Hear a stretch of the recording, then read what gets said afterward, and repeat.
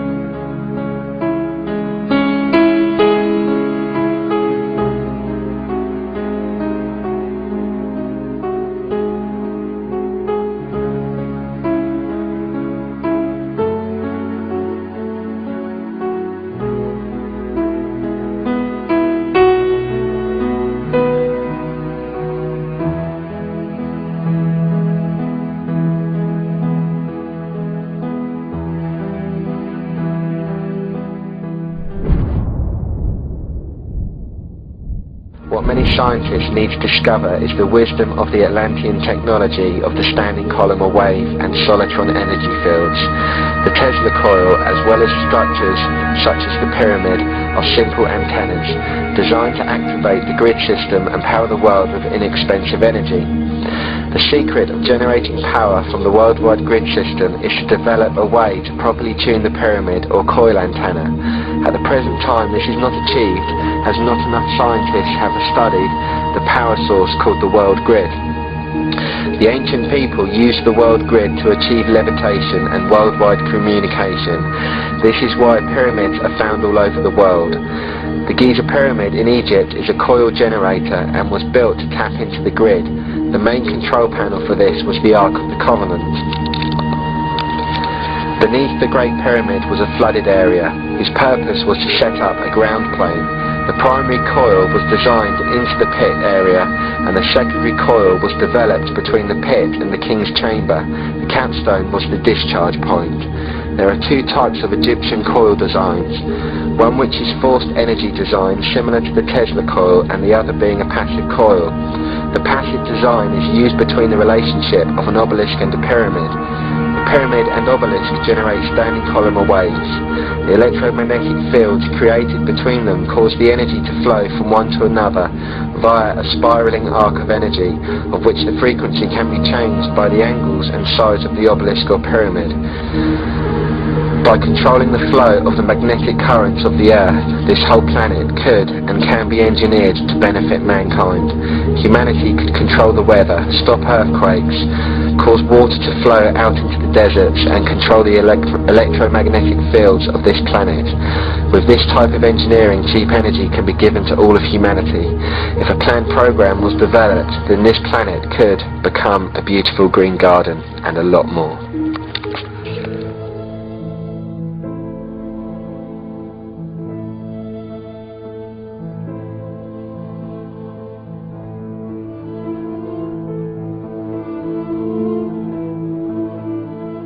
Politicians funded by the Masons promoted the Masonic ideology. The secret lodges of the Masons were open to members of the French army. High-ranking officers and generals were indoctrinated to the Freemasons' way of thinking.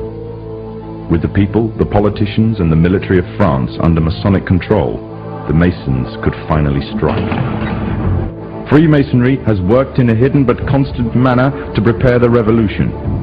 We are then in complete agreement that Freemasonry was the only author of the revolution and the applause which I receive from the left, and to which I am little accustomed, proves, gentlemen, that you acknowledge with me that it was Masonry which made the French Revolution.